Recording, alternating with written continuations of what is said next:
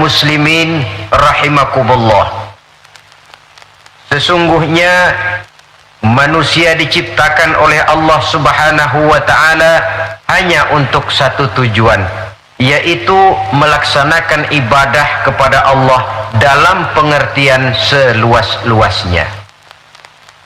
Ini dijelaskan dalam satu ayat Quran, wa ma khalaqtul jinna wal insa illa liya'budun, dan tidaklah aku ciptakan jin dan manusia melainkan hanya untuk melaksanakan ibadah kepadaku.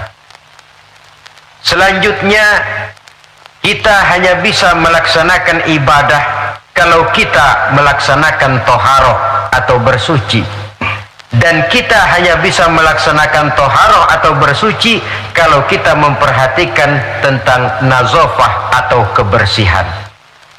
Maka agama Islam sangat memperhatikan tentang kebersihan ini. Bukan saja ia merupakan pokok dari kesehatan, tapi juga dianggap merupakan bagian daripada nilai iman seseorang. Sehingga Nabi mengatakan, an-nazafatu minal iman. Kebersihan itu adalah bagian daripada iman. Imamul Ghazali rahimahullah membagi tingkat kebersihan itu dalam 4 tingkat besar. Pertama, oleh beliau dinamakan tathhiruz zahir anil ahdasi wal akhbas. Membersihkan sesuatu yang zahir daripada hadas dan kotoran-kotoran. Membersihkan badan yang zahir. Ini merupakan prasyarat agar kita bisa toharoh, dan toharoh merupakan unsur penunjang untuk melaksanakan ibadah. Sesuatu yang barangkali kita anggap soal sepele, kecil, tapi akan menentukan hal-hal yang besar. Kalau saudara toharohnya tidak betul, maka berarti tidak akan bisa melaksanakan ibadah kepada Allah. Padahal ibadah merupakan tujuan daripada penciptaan makhluk bernama manusia ini. Membersihkan diri dari hadas dan kotoran-kotoran. Saudara-saudara kaum muslimin yang berbahagia, tingkat yang kedua, tathhirul jawarih anil jaraimi wal atham. Membersihkan seluruh anggota badan dari perbuatan dosa dan perbuatan maksiat. Membersihkan anggota badan, membersihkan tangan, membersihkan kaki, membersihkan lidah dari perbuatan yang mengandung dan mengundang dosa. Kalau sekedar membersihkan zahir tangan, barangkali cuci tangan pakai sabun pun selesai. Tetapi membersihkannya dari minal jaraimi wal asab, dari perbuatan yang mengandung dosa dan kesalahan, ini merupakan tugas yang tidak ringan. Pada tahapan pertama, kebersihan yang diajarkan kepada kita umat Islam, bersih badan dari hadas dan segala kotoran yang berbentuk najis. Itu merupakan modal dasar supaya kalau itu bersih kita bisa wudhu. Kalau sudah wudhu kita bisa sholat dan bisa melaksanakan ibadah-ibadah yang lain. Orang tidak mengerti sistem ekonomi menurut Islam, barangkali di akhirat dia tidak akan disidang Allah, karena itu masuk wajib kifayah. Tapi orang tidak betul membersihkan diri daripada hadas, ini tanggung jawab individu, dan dia akan bertanggung jawab di hadapan Allah. Berangkat dari kebersihan untuk menuju kepada yang maha bersih, yaitu Allah Subhanahu wa ta'ala. Berangkat dari kebersihan menuju ke yang maha bersih. Inilah perjalanan dari kehidupan manusia ini. Oleh karenanya dimulai itu dari pembersihan diri, dari segala macam kotoran, dari segala macam najis. Dan tidak usah, terutama adik-adik remaja, para pemuda, tidak usah malu mengkaji masalah-masalah agama, memulainya dari hal-hal yang mendasar kalau memang itu terpakai dalam kehidupan kita. Biasanya kalau diajak ngaji fikih bab apa, Hadas besar, hadas kecil lah itu mah. Tinggi pun selalu mulai dari pondasi dan lantai dasar. Tiang yang paling tinggi sekalipun mulainya rendah dulu. Begitulah kehidupan beragama yang besar ini dimulai dari kebersihan. Sampai Imam Ghazali memuat satu hadis dalam kitab Ihya beliau, buniyad dinu 'alan nazafah. Agama ini dibangun di atas kebersihan. Lah, kebersihan apa? Pertama, kebersihan zahir. Jadi badan kita ini bersih dari ketempelan najis, dari ketempelan hadas yang bisa menghalangi kita bersuci. Dan tanpa kesucian itu akan menghalangi kita untuk melaksanakan ibadah kepada Allah. Nah, kalau itu sudah bersih, naik kepada kebersihan yang kedua sekarang. Lebih bersifat filosofis, tathhirul jawarih. Kalau badan sudah bersih dari kotoran-kotoran yang kelihatan, sekarang bersihkan anggota badan dari kotoran yang nggak kelihatan. Apa itu? Dosa, kesalahan.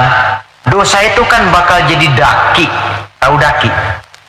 Yang kalau sudah berkarat dalam hati akan menjadi dinding yang membentengi dan membatasi kita dengan Allah. Apakah Allah jauh dari manusia? Tidak. Apakah Allah membatasi hubungan dengan manusia?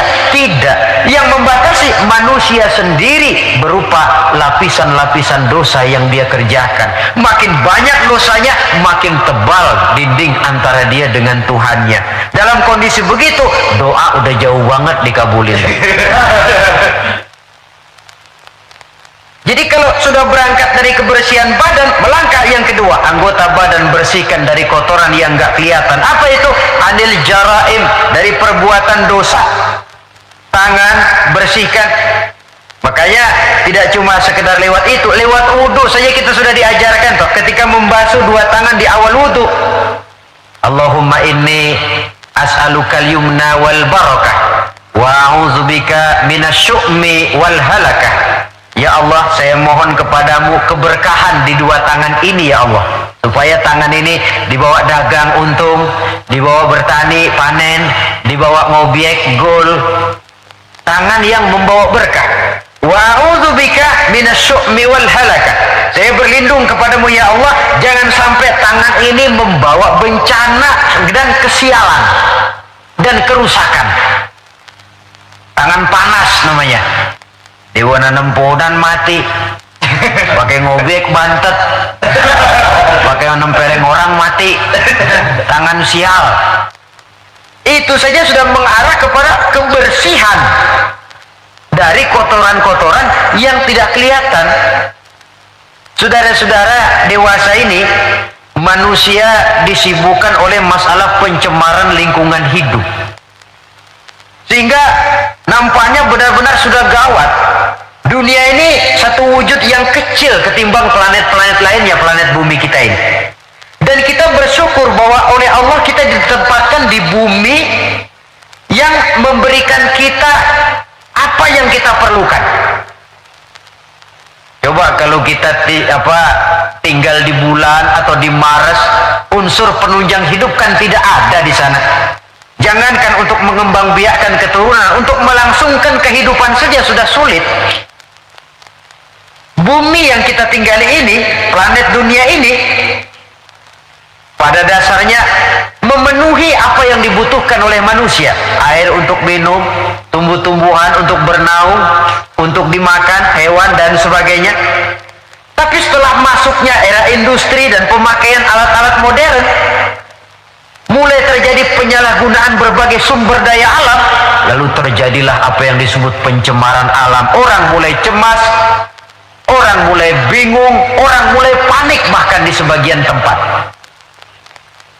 Ini apa ini? Berangkat dari tingkat kesucian yang kedua. Suci anggota badannya dari perbuatan dosa. Saudara hadirin yang saya hormati, hilangnya keseimbangan alam akan merugikan manusia. Dahulu ketika kita menghadapi musim banjir, orang bilang kepada saya, banjir Pak. Saya bilang iya. Tapi saya pikir-pikir bukan salah orang kok, salah air. Bukan salah air, saya bilang, salah orang. Salah orang bagaimana Pak? iya tempat air ditempatin.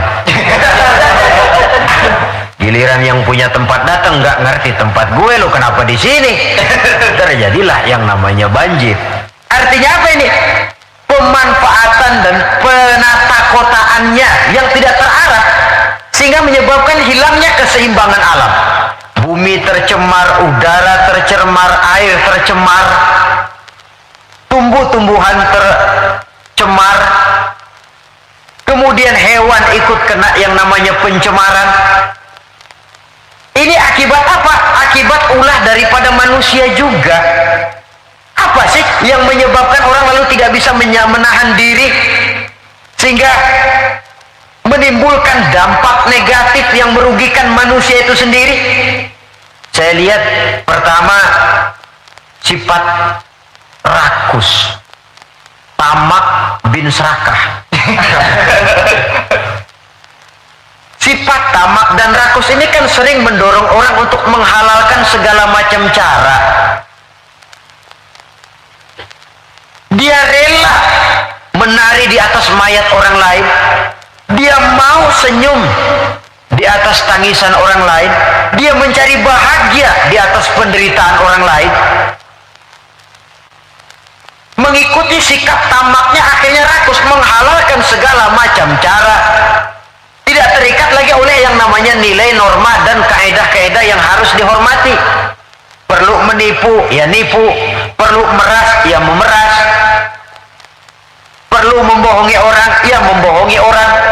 Sikap tamak cenderung mendorong orang untuk menguras sumber daya alam sehingga alam lalu kehilangan keseimbangannya. Ketika terjadi musibah, sasaran utama tentu manusia sendiri. Karena tamak orang nggak sanggup lagi menjaga anggota badannya. Tangan seambil-ambilnya, mulut seomong-omongnya, mata selihat-lihatnya, mulut semakan-makannya, perut seisi-isinya. Tidak lagi selektif. Sedangkan kita orang Islam ini umat yang selektif. Bahwa kita makan, kita minum, kita berpakaian, seluruhnya dibatasi oleh pertanyaan. Yang saya minum ini, yang saya makan ini, yang saya pakai ini, yang saya usahakan ini, Allah ridho apa tidak? Itu bedanya orang Islam dengan orang yang di luar Islam. Ada kaidah dan norma yang membatasi dia, yaitu pertanyaan Allah ridho apa enggak. Bukan cuma mengejar keuntungan relatif,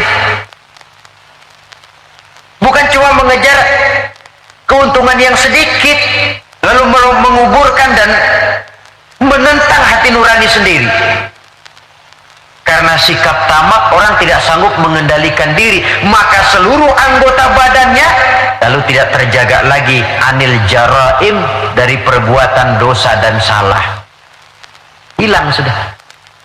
Nah, orang begini kalaupun dia suci daripada hadas kecil dan hadas besar, tapi anggota badan lainnya tidak terpelihara dari perbuatan dosa, lah sama juga bohong. Hadas kecil nggak punya, hadas besar nggak punya, wudhu sering tapi nyolong jalan terus. Mulutnya fitnah orang, suka betul gunjing orang, iya. Makan yang haram, iya. Nipu orang lain, iya. Itu namanya tidak menjaga anggota badan dari kotoran-kotoran yang abstrak. Ini yang saya lihat penyebab pertama, sikap tamak. Yang kedua, sikap materialistis. Ini merupakan pemacu paling utama.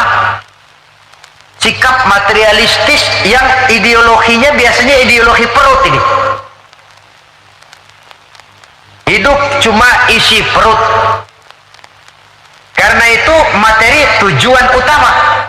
Kalau perlu nipu, nipu. Kalau perlu ngebohongin orang, ngebohongin orang. Kalau perlu korupsi, korupsi.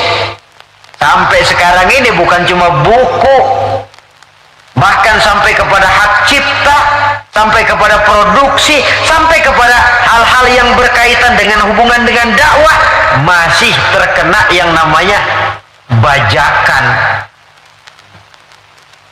Dan yang aneh bahwa ya tahu itu barang bajakan, toh masih ada saja yang mau jual. Ini kalau tidak didorong oleh bersikap materialistis, mengejar keuntungan relatif dengan menekan perasaan pribadi, sudah merugikan orang lain, merugikan teman, gak soal.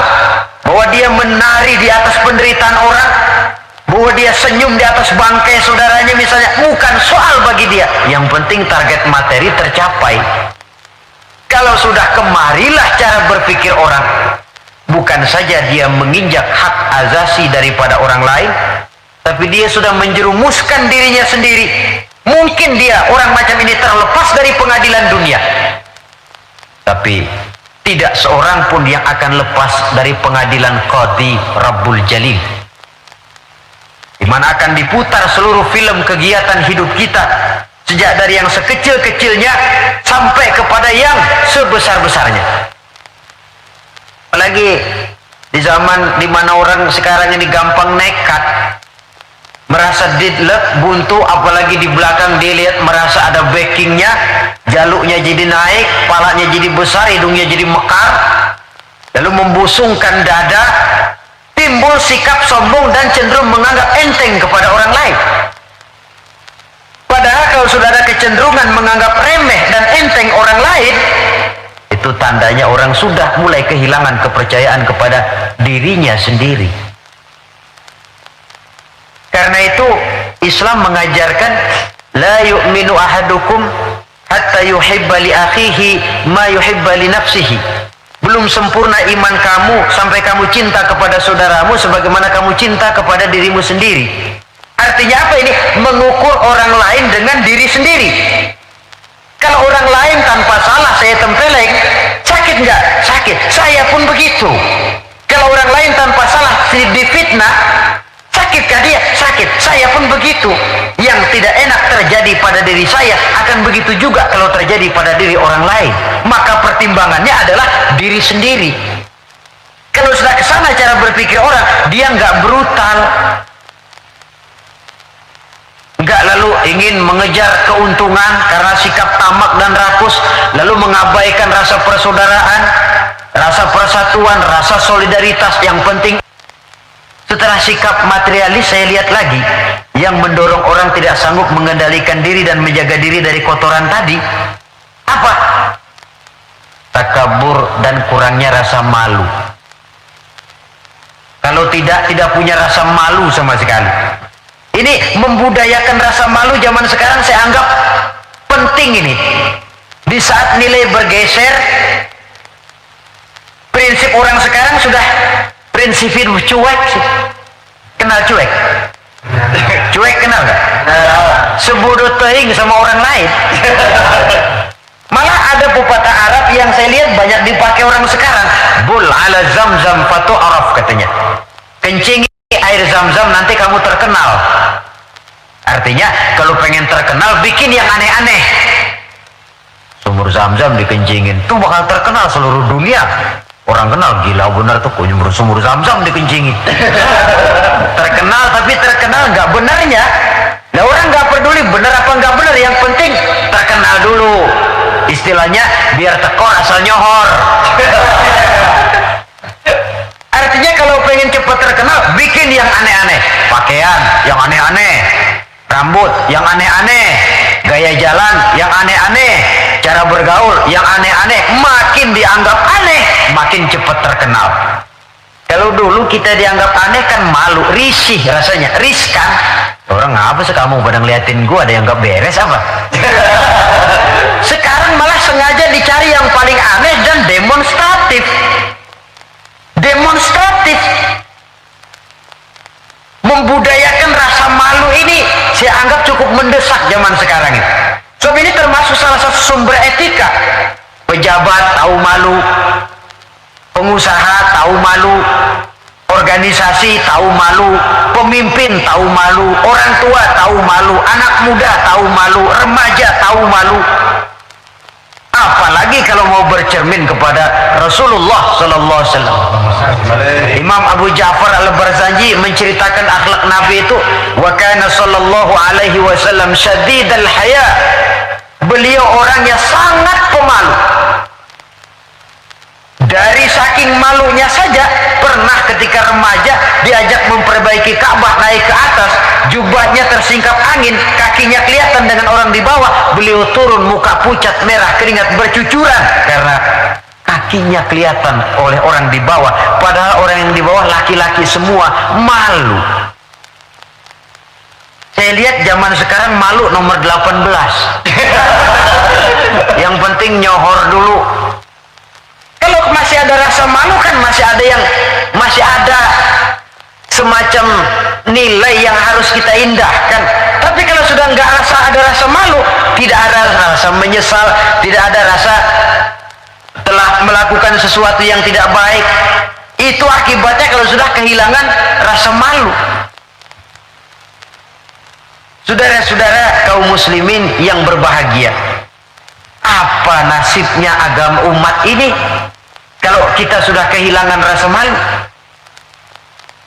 Perbuatan apa yang tidak akan negatif dan tidak akan mengarah setidak-tidaknya kepada perbuatan negatif kalau kita sudah tidak punya rasa malu? Nah, kalau orang sudah nggak punya rasa malu, sudah nggak punya timbangan, karenanya cuek. Cuek, udah masa bodoh aja dah. Orang mau bilang apa kek, yang penting kan untung, yang penting kan duit masuk, yang penting kan terkenal. Sehingga jangan heran kalau sekarang di kampung-kampung walau orang pakai baju kayak mau mentas di televisi saja, padahal nggak kemana-mana.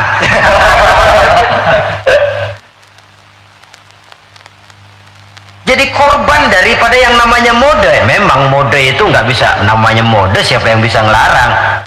Mode itu musim kan nggak bisa dilarang. Musim hujan bisa nggak dilarang? Tidak bisa dilarang. Kalau sudah datang ya datang. Musimnya habis. Musim rambutan nggak bisa dilarang, nggak boleh musim rambutan, ya tetap saja. Tapi kalau musimnya sudah habis ya habis. Mode juga begitu, nggak bisa dilarang. Nanti gilirannya habis ya habis aja. Dulu pernah itu anak muda mode ya, bikin celana bawahnya kecil bener, botol aja nggak masuk. Emang lagi mode semuanya celana begitu. Habis musimnya habis, rubah lagi ganti mode, bawahnya lebar, cutbray katanya, jangan botol, monyet masuk. Modelnya habis. Taruhlah musim nggak bisa dilarang, cuma sekurang-kurangnya kalau ada rasa malu kan kita bisa mantesin diri. Ini yang penting. Sehingga halakam ru'un lam ya'rif qadrahu, kata orang.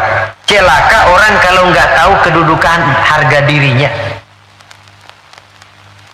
Saya ini siapa, tinggal di mana, bawa gaya macam itu pantas apa enggak?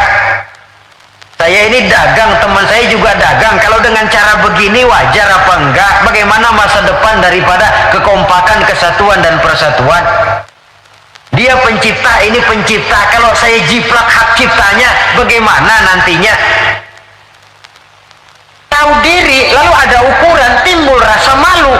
Nah kalau sudah ke sana, sikap menghormati orang lain, lalu pun timbul karenanya membudayakan rasa malu.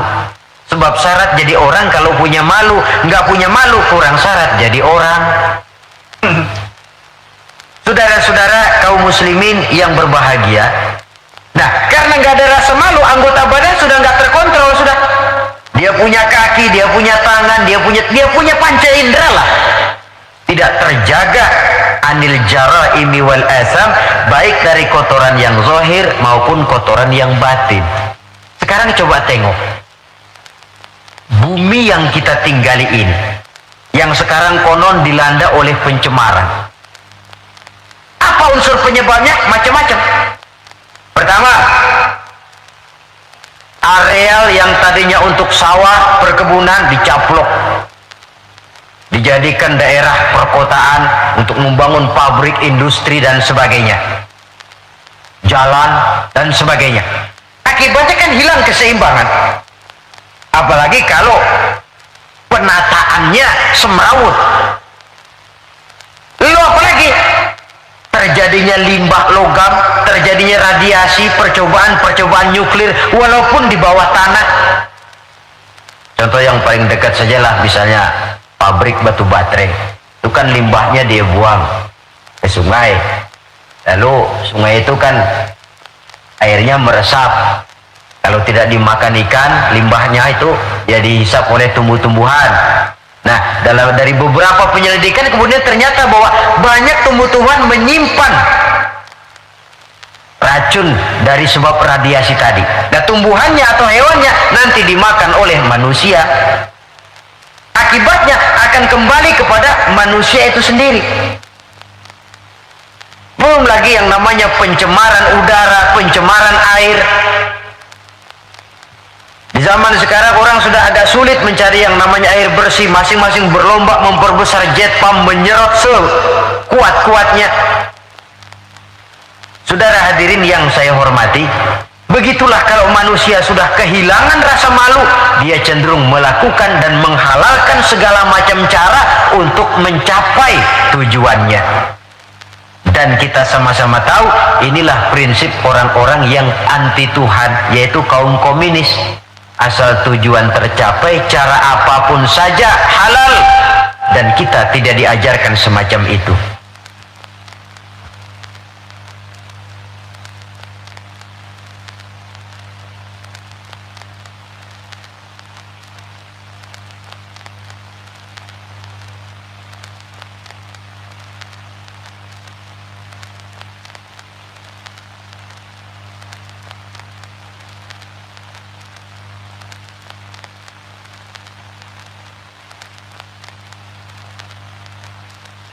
Tingkat kebersihan yang ketiga menurut Al-Imamul Ghazali, tathhirul qalbi 'anil akhlaqil mazmumah, menjaga kebersihan hati dari akhlak yang tercela.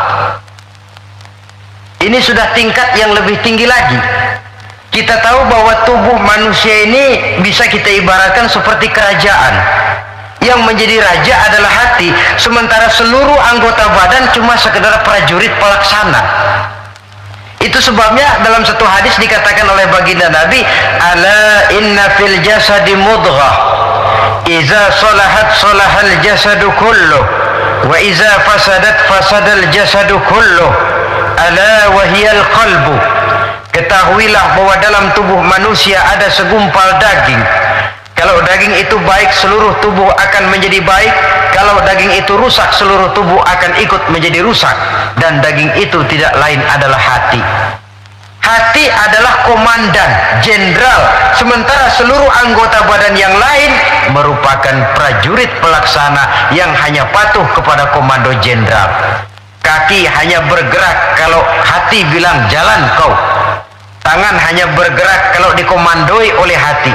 Maka kalau hati baik, seluruh anggota badan akan mengarah kepada yang baik. Tapi kalau hati rusak, anggota badan akan mengarah kepada yang rusak juga. Tapi ini lalu tidak berarti orang harus berpikir terbalik. Kalau begitu, yang penting hati kita baik kan. Gak sembahyang juga kalau hati udah baik, nggak ngapa-ngapa udah. Itu pemikiran yang paling keliru. Karena bagaimanapun kita dalam beragama ini kan punya standar, punya ukuran. Standarnya siapa? Ya baginda Rasulullah. Beliau hatinya orang yang paling baik, tapi tetap sholat. Beliau orang yang hatinya bersih, tapi hukum halal haram tetap berlaku. Beliau orang yang hatinya sangat bening, tapi tetap puasa Ramadan dan sebagainya, ibadah-ibadah yang itu standar namanya. Kalau merasa hati sudah bersih, oh biar gua nggak sembahyang juga tapi hati kan bersih. Loh, prinsip itu saja sudah menjelaskan ngeresnya hati. Saudara hadirin yang saya hormati, oleh karena itu membersihkan hati dari akhlak yang tercela ini merupakan tugas utama. Bahkan dijelaskan oleh Imamul Ghazali, penyakit zohir sangat jauh bedanya dengan penyakit hati, penyakit batin. Apa bedanya? Pertama, kalau penyakit zohirnya penyakit lebih tahu dari orang lain. Tapi kalau penyakit hati, penyakit batin, kadang-kadang orang lain lebih tahu, kita yang punya nggak berasa.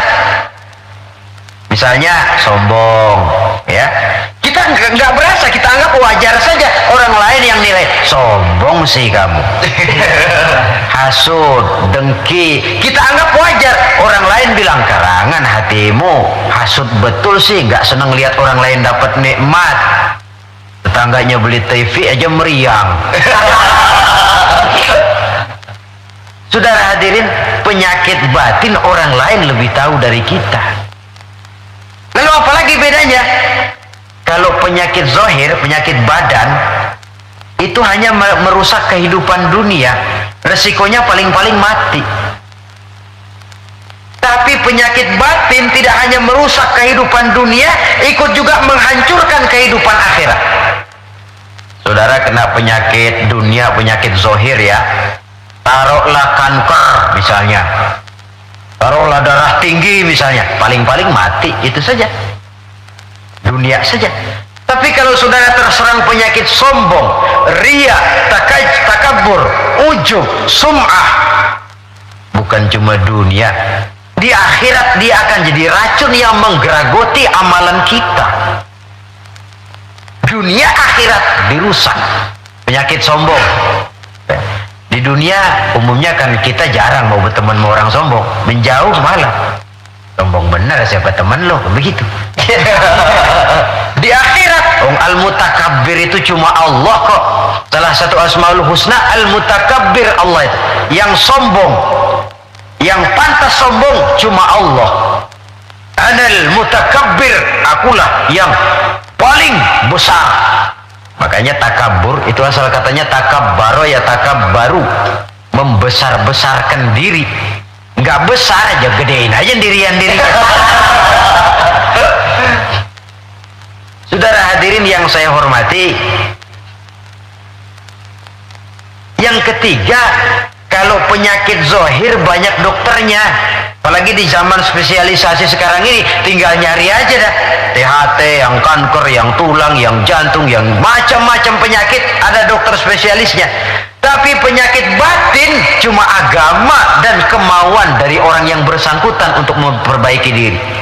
Tanpa itu sulit untuk dirubah. Tanpa dekat dengan agama, tanpa kemauan yang kuat memperbaiki diri, orang sulit terobati dari penyakit-penyakit batin. Makanya kalau para dokter sangat serius melakukan penyelidikan, mencari penangkal obat, penangkal penyakit yang hanya merusak kehidupan dunia, apa kita nggak lebih sungguh-sungguh memusatkan perhatian mengobati penyakit yang kalau diserang penyakitnya bukan cuma dunia, akhirat ikut bangkrut. Itu yang dinamakan dengan penyakit-penyakit batin. Saudara hadirin yang saya hormati, ada lagi di zaman sekarang orang berpikir, yang penting kan percaya saja sama Tuhan, lalu hati baik, sudah cukup. Loh, kalau memang percaya kepada Tuhan dan hati baik cukup, tidak perlu Allah sampai mengutus 25 Rasul ke alam ini. Sebab tanpa Rasul pun manusia bisa kok kenal Tuhan. Cuma Tuhan yang mana? Yang sebenarnya Tuhan, atau cuma yang dipertuhan saja, yang bukan Tuhan tapi dianggap Tuhan. Tanpa mengutus Rasul mungkin manusia percaya bahwa di luar kekuatannya ada super power yang manusia merasa bergantung ke sana, lalu menegakkan tata cara peribadatan untuk menghormati sang super power tadi. Tetapi percaya kepada Allah itu kan tidak cukup cuma sekedar percaya saja, lantas diiringi dengan pelaksanaan ibadah yang sasarannya untuk mencapai bersihnya hati ini. Saudara hadirin yang saya hormati, jadi tingkat yang ketiga kebersihan yang diajarkan, kebersihan hati. Biar badan kita bersih dari hadas kecil, hadas besar, tapi kalau hati kita kotor, ngeres, orengan hatinya, tidak senang lihat orang lain dapat nikmat, tidak senang lihat orang lain lebih maju, takabur, merasa diri paling besar, ujub, ria, semua yang dikerjakan selalu pengen didengar orang, dilihat orang, tuh show only. Apa saja sudah supaya dipuji orang, dilihat orang, didengar orang, hilang keikhlasannya. Bersih anggota badannya tapi kotor hatinya. Ini kontras. Sebaliknya, hatinya bersih tapi badannya hadas besar nggak kenal, hadas kecil apa lagi. Wah, ya bagaimana bisa berhubungan dengan Allah? Sebab kita ini percaya kepada Allah kemudian berhubungan dengannya. Cara berhubungan dengan Allah bagaimana? Sudah diatur oleh Allah sendiri lewat prosedur yang namanya sholat. Nggak bisa kita bikin aturan sendiri. Mau dekat dengan gubernur saja harus ikuti aturan protokolnya gubernur. Mau dekat dengan presiden, ikuti aturan yang diatur oleh protokolnya Bapak Presiden. Ingin dekat dengan Allah, boleh pakai prosedur yang ditetapkan oleh Allah sendiri lewat Quran, lewat contoh dari Rasul, melalui sholat, melalui puasa, melalui zakat, melalui berbagai ibadah yang standar contohnya adalah Rasul. Jadi kalau hati sudah baik lalu sembahyang boleh berhenti, mestinya Nabi Muhammad yang paling dulu berhenti sembahyang. Iya kan? Sebab beliau hatinya paling baik, nyatanya nggak pernah berhenti. Kalau hati sudah baik lalu hukum halal haram tidak berlaku, beliau tidak perlu menggunakan hukum halal haram. Itu standar kita. Jadi saudara jangan terkecoh, di zaman sekarang ini ada orang yang namanya talfik, mengambil yang enteng-enteng aja, menegakkan benang basah, percaya sama Tuhan juga cukup dah. Saudara hadirin yang saya hormati, kepercayaan itu memang modal dasar, tapi setelah percaya mau apa? Tentu ada tindak lanjutnya, dan Allah sudah memberikan bimbingan. Aku tidak ciptakan kau manusia kecuali untuk menyembah kepadaku. Cara nyembahnya bagaimana? Tuh, lihat bagaimana Nabi Muhammad nyembah aku. Pakai takbiratul ihram kan? Pakai diri, pakai ruku, pakai sujud, pakai tahiyat, pakai duduk di antara dua sujud. Begitu cara menyembah. Gak bisa kita bikin model-model, nyembah Allah kan yang penting hubungan ke Tuhan, duduk aja dah melongok madep ngulon 2 jam. Itu sih bukan nyembah, itu kesurupan namanya. Saudara hadirin yang saya hormati, tata cara kita melaksanakan ibadah itu sudah diatur sedemikian rupa, berangkat dari yang bersih menuju kepada yang maha bersih dengan cara yang bersih. Alangkah indahnya agama kita ini. Tidak hanya kebersihan zahir, tapi juga kebersihan batin. Orang cuma bilang kebersihan pangkal kesehatan. Islam tidak cuma itu, kebersihan bagian daripada iman. Apa yang lebih mahal daripada iman? Sudah taruhannya iman itu. Jadi tandanya orang beriman, ya bersih. Kita kan cuma baru slogan saja gede-gede di depan masjid, tulisan besar-besar, an-nazafatu minal iman, kebersihan sebagian daripada iman. Tapi kadang kita masuk ke dalamnya bukan main. Kebersihan yang tidak sesuai dengan temanya kadang-kadang di sebagian tempat. Cuma baru slogan besar-besar, tulisan gede-gede, kebersihan sebagian daripada iman. Tapi kita sendiri dalam realitanya tidak menyadari demikian besar Islam memperhatikan masalah kebersihan ini. Oleh karena itu saudara, yang ketiga ini berat, menjaga kebersihan hati dari akhlak yang tercela. Caranya bagaimana? Menurut tuntunan orang-orang sufi ada 3 jalan. Pertama yang disebut takhalli, yang kedua yang dinamakan tahalli, dan yang ketiga dinamakan tajalli. Beda ha, kha, dan jim. Pertama kha, ada titiknya kan? Yang kedua ha, titiknya hilang. Yang ketiga ada titik lagi, jim. Takhalli artinya mengosongkan hati dari sifat yang tercela. Taruhlah kita belum bisa sabar tapi marah, kurangin. Taruhlah kita belum bisa jujur tapi bohong, kurangin. Orang yang nggak bohong belum tentu jujur loh. Ya, nggak bohong itu belum tentu jujur. Sebab ada orang nggak mau bohong tapi nggak mau menyampaikan apa adanya. Bohong sih nggak, cuma apa adanya nggak dia sampaikan. Saudara hadirin yang saya hormati, itu yang disebut takhalli, mengosongkan diri dari semua sifat yang tercela. Suka nipu orangnya dibuang, suka ngerugiin orangnya dibuang, takabur, riya, sombong dibuang. Itu yang namanya takhalli, mengosongkan diri dari semua sifat yang tercela. Kalau itu sudah tidak ada, lalu tahalli, hiasi hati yang sudah kosong dari sifat yang tercela tadi dengan sifat-sifat yang terpuji. Begitu takaburnya hilang, muncul tawadhu, rendah hati. Begitu riyanya habis, ikhlasnya timbul. Begitu kufurnya hilang, syukurnya muncul. Tahalli namanya. Jadi ibarat rumah, habis kita sapuin, kita pajangin, dekorasiin, didekor lah. Taruh yang pantas, ini foto di mana. Sebab bagus pun kalau nggak pada tempatnya, tentu tidak baik jadinya. Nah, kalau sudah tahalli, menghiasi diri dengan sifat-sifat yang terpuji, tajalli, nanti akan nampak kekuasaan Allah di hadapan kita. Diberikan oleh Allah sesuatu yang tidak diberikan kepada orang lain, satu keistimewaan dari Allah Subhanahu wa ta'ala. Dan cerminnya itu hati, saudara-saudara. Kalau itu kotor, sudah kotor yang lain. Anggota badan ini cuma sekedar prajurit yang hanya patuh kepada komandan, dan komandannya adalah hati, raja dalam kerajaan tubuh manusia. Iya, tapi hati kan nggak kelihatan, Pak. Bagaimana nilainya? Yang tidak kelihatan bisa dinilai. Bisa. Dari mana? Ya dari anggota badan ini. Soal hakikatnya memang terserah Allah, tapi kita lihat kan zohirnya. Karena anggota badan yang kelihatan toh digerakkan oleh hati. Jikalau hati itu baik, maka dia akan mengarah kepada gerak-gerak yang baik.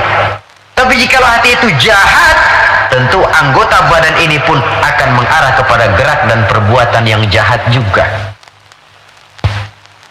Nah, kemudian tingkat kebersihan yang tertinggi yang terakhir, yang keempat, tathhirus sirri amma siwallah, membersihkan diri, membersihkan seluruh rahasia. Nafkah buat apa? Kasih makan anak istri. Kenapa kasih makan anak istri? Kewajiban. Dari siapa? Kewajiban dari Allah. Itu kan namanya tujuan akhirnya Allah. Walaupun secara zahir kita katakan saya cari nafkah buat anak istri kok, tapi itu perintah Allah.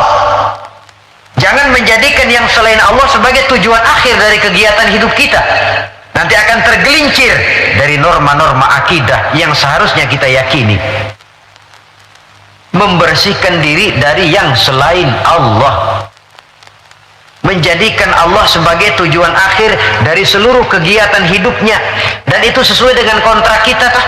Inna solati wa nusuki wa mahyaya wa mamati lillahi rabbil alamin. Ibadahku, hidupku, solatku, matiku cuma untuk Allah, Tuhan seru sekalian Allah. Sehingga walaupun kita mencari nilai-nilai dunia, memang tujuannya untuk menunjang kehidupan akhirat. Makanya Allah pesan dalam satu ayat, wabtaghi bima atakallahu ad-daral akhirata wa la tansa nasibaka minad dunya wa ahsin kama ahsanallahu ilaika wa la tabghil fasada fil ard innallaha la yuhibbul mufsidin. Dengan karunia yang diberikan Allah kepadamu, carilah akhirat, tapi jangan lupakan bagianmu di dunia ini. Cari akhirat, tapi jangan lupakan bagianmu di dunia ini. Wa ahsin kama ahsanallahu ilaika, dan berbuat baiklah sebagaimana Allah telah berbuat baik kepadamu. Jangan menebarkan kerusakan di permukaan bumi. Sesungguhnya Allah tidak suka kepada orang yang menebarkan kerusakan di permukaan bumi ini. Jelas sekali ayat ini. Di samping menganjurkan adanya keseimbangan dalam kehidupan kita, tetapi stresnya tetap saja cari akhirat. Namun jangan lupakan bagianmu pada kehidupan di dunia ini. Saudara, apabila 4 fase kebersihan ini kita telusuri, kemudian kita amalkan, pada tahapan pertama berusahalah supaya kita jadi orang yang bersih, baik dari hadas kecil maupun hadas besar. Syukur kalau saudara misalnya sudah biasa hidup membiasakan mempunyai wudhu dalam hidup ini. Sebab tidak cuma untuk sholat, utamanya memang itu, tapi mau pergi dagang wudhu dulu, bagus. Mau berangkat kerja wudhu dulu, bagus. Untuk sesuatu yang tujuan yang bersih, harus kita mulai dari sesuatu yang bersih juga. Nah, dari situ kita lalu meningkat, berusaha menjaga kebersihan anggota badan. Berusaha supaya tangan ini jangan mengundang dosa, supaya mata ini jangan mengundang dosa, supaya kaki ini tidak melangkah ke tempat yang bisa membawa dosa, supaya perut ini tidak kemasukan barang yang mengandung dosa. Baru kalau sudah begitu, pada tahapan yang ketiga, hati. Itu sudah klimaksnya. Kalau dia sudah berakar menjadi hati yang bersih dari akhlak yang tercela, itulah nilai kebersihan yang paling ideal di dalam kehidupan kita. Ternyata teori mens sana in corpore sano katanya. Akal yang sehat terdapat pada badan yang sehat tidak selamanya benar. Buktinya apa? Wong maling sekarang badannya sehat-sehat kok. Siapa bilang kalau badan sehat lalu akal sehat? Tidak mesti. Katanya akal yang sehat terdapat pada badan yang sehat. Belum tentu juga. Bukti yang jadi maling badannya sehat-sehat, tapi hatinya kok ngeres. Ini berarti bahwa memang kebersihan itu harus berangkat dari hal yang mendasar untuk sampai kepada puncaknya membersihkan hati. Di situ sumbernya, karena hati sekali lagi merupakan raja dalam kerajaan tubuh manusia. Kalau rajanya sudah angkara murka, kalau rajanya sudah biadab, maka seluruh rakyatnya, anggota badan ini akan mengarah kepada yang biadab juga jadinya. Tetapi lagi-lagi bahwa usaha pembersihan hati ini harus melalui jalan yang telah dicontohkan oleh standar dalam kehidupan beragama, yaitu Nabi kita Muhammad sallallahu alaihi wasallam. Itu saja patokannya. Beliau sholat, kita sholat. Beliau puasa. Beliau zakat, kita zakat. Jadi kalau orang sudah mengaku hatinya sudah bersih, tahu segala apa saja, tapi nggak sholat, nggak cocok sama standar, nggak usah diikutin kan gitu toh. Jadi ada barometer. Ngakunya Mbak Ano, pinter Ano, tahu keadaan orang. Puasa nggak Ramadan? Kagak, nggak cocok sama standar. Nggak cocok sama standar. Itu saja. Gampang kok, kita punya barometer, ada ukuran. Kalau orang sekarang ini gampang dikelecehin sih. Apalagi dia nggak punya standar, udah telap bener dah. Saudara hadirin yang saya hormati, standar dalam kehidupan beragama tidak lain baginda Nabi. Taruhlah kita belum bisa ikut sholat seperti sholatnya beliau, taruhlah belum bisa sabar seperti sabarnya beliau, taruhlah belum bisa melaksanakan tahajud seperti tahajudnya beliau. Tetapi yang belum bisa dicontoh seluruhnya kan tidak perlu ditinggal semuanya. Apalagi lalu mencela. Seperti dulu zaman anak-anak ada cerita, serigala pengen makan buah anggur, tinggi, lompat jatuh lagi, nggak bisa tercapai itu anggur. Akhirnya putus asa, kecewa, kemana-mana dia pergi ngomong sama semua binatang, anggur pahit, anggur asam, anggur pahit, anggur asam. Padahal bukan anggur yang pahit, dia aja yang kagak bisa ngambil. Akan selalu ada di masyarakat tuh manusia yang mentalnya begitu. Dia pengen begitu, nggak bisa, sama yang bisa dia sirikin. Akan selalu ada di masyarakat manusia yang punya mental begitu. Dia pengen begitu, kagak bisa, udah setengah mati, nggak bisa juga. Sama orang yang bisa, wah siriknya bukan main, hasutnya bukan main. Sama serigala tadi, pengen makan buah anggur udah metik nggak bisa, pidato kemana-mana anggur lah pahit. Emang kemampuannya aja yang nggak sampai ke sana, pakai anggur pahit, anggur asem. Orang menghina sesuatu bukan karena sesuatu yang dihina itu jelek, tapi karena dia nggak bisa berbuat begitu. Lalu yang lebih celaka lagi, mempengaruhi orang supaya berpendapat begitu, kayak serigala tadi. Udah dia kesel sama orang, orang lain dia undang supaya kesel juga sama tuh orang. Enggak bener ini, marahan pakai ngebon.